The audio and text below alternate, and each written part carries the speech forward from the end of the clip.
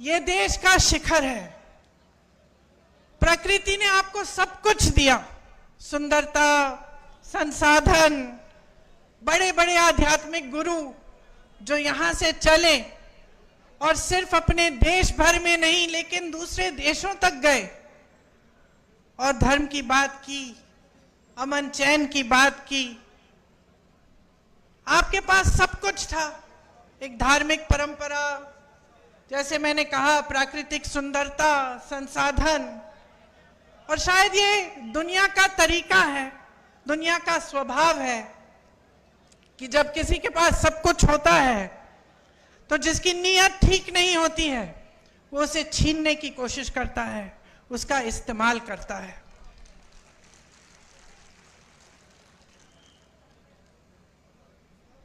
एक तरह से भाजपा के नेताओं ने जम्मू और कश्मीर को अपने राजनीतिक शतरंज का मोहरा बना दिया है।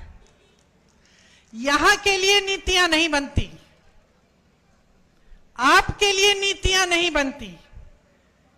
आपके प्रति जो नीतियां बनती हैं वो देश में जज्बातों को उभारने के लिए, राजनीति करने के लिए बनाई जाती हैं। मैं मोदी जी का भाषण देख रही थी, यहां आ रही थी, मैंने सोचा देखूं मोदी जी क्या कह रहे हैं। शायद कटरा का भाषण था। भाषण को सुनते सुनते मुझे ऐसा लगा कि जनता अपने नेताओं से क्या चाहती है। थोड़ी ईमानदारी, कम से कम थोड़ी तो होनी चाहिए, थोड़ी सी सच्चाई, एक कर्मठता, एक गंभीरता कि जनता की क्या समस्याएं हैं, ये नेता समझ रहे हैं कि नहीं समझ रहे हैं। और मुझे उस मोदी जी के भाषण में लगा कि वो गंभीरता ही नहीं दिखी।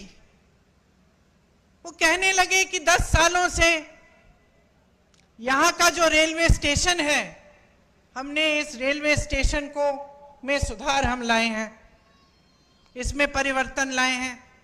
मैं सोच रही थी 10 सालों से आप प्रधानमंत्री रहे हैं, आप कटरा आके कह रहे हैं कि मैंने आपके रेलवे स्टेशन में सुधार कर दिया। विकास की एक धारा होती है, जैसे जीवन की होती है। एक समय में मेरी बहनें यहाँ बुजुर्ग बैठी हैं, वो रोटरी वाले टेलीफोन होते थे, आपको याद है, यूं घुमा के फोन करना पड़ता था। जम्मू से दिल्ली फोन करना पड़ता था तो बुकिंग करनी पड़ती थी, 2-3 हफ्तों बाद ट्रंक कॉल लगता था। आज सबके पास स्मार्टफोन है। परिवर्तन होता है, विकास होता है, रेलवे स्टेशन में सुधार होते हैं। ये कोई बड़ी बात नहीं है कि प्रधानमंत्री जी आकर इन छोटी छोटी बातों पर आपको कह रहे हैं कि देखो मैंने आपके लिए क्या किया। ठोस बात क्यों नहीं कर रहे हैं? मेरे मन में ये बात आई कि जो ठोस बात है, जो जम्मू और कश्मीर की जनता के हृदय की बात है, जो उनकी समस्याएं हैं, उनकी बात क्यों नहीं हो रही है? सच्चाई पर क्यों नहीं उतर रहे हैं हमारे प्रधानमंत्री? कि जब उन्होंने आपसे राज्य का दर्जा छीना तो क्या क्या छिन गया आपसे? वो रेलवे स्टेशन की बात करने से नहीं मिलेगा आपको वापस। वो ये कहने से कि मैंने जम्मू में आईफल टावर जैसा एक ब्रिज बनाया है, वो आपको वापस नहीं मिलेगा। वो आपका हक था और उस हक के जरिए आपको बहुत कुछ मिलता था। अपने जमीन पर हक, रोजगार पर हक, छोटे कारोबारों को मजबूत बनाने का हक, जो सारा आज आपसे छिन गया है।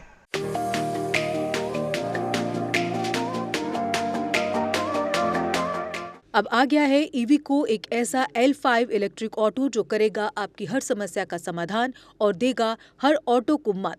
जी हाँ, ई राइड है एक ऐसा इलेक्ट्रिक ऑटो जिसमें ड्राइवर सहित 7 लोगों के आराम से बैठने की जगह है, जबकि 6 सवारी बिठाना भी है अलाउड। 10,000 वॉट की पावरफुल मोटर चढ़ जाएगी खड़ी चढ़ाई। 17 किलोवाट की 230 AH की बैटरी देती है 150 किलोमीटर से भी अधिक की माइलेज, वो भी 3 साल की वारंटी के साथ, क्योंकि इसमें लगा है एडवांस बैटरी मैनेजमेंट सिस्टम, जबकि बैटरी चार्ज करने के लिए है एक इजी होम चार्जर। उबड़ खाबड़ सड़कों के लिए मजबूत शॉकर, सस्पेंशन व बड़े टायर। चोरी से बचाव के लिए इसमें लगा है GPS सिस्टम, डिजिटल डिस्प्ले, मजबूत मेटल बॉडी के साथ। मैदानी इलाकों में चलने के लिए है इको मोड, जबकि पहाड़ी इलाकों में चलने के लिए है पावर मोड। ई राइड में है चमकदार इंडिकेटर और तेज रोशनी की हेडलाइट। इसमें आपको मिलेगा inbuilt mobile charger, fire instrument, first aid kit और दमदार ब्रेकिंग सिस्टम भी। यानी अब सभी इलेक्ट्रिक ऑटो से ई राइड है सबसे अधिक दमदार व पावरफुल, और ये मात्र पैसेंजर में ही नहीं बल्कि कार्गो में भी उपलब्ध है, वो भी अधिक स्पेस के साथ, जिसे कहा जाता है छोटा हाथी। तो देर किस बात की, आज ही आएं और ले टेस्ट राइड। हमारा पता है Jammu HEVs private limited, yard number 6, plot number 37, transport Nagar, main street, Jammu. Mobile number 9780868883, 9070770000।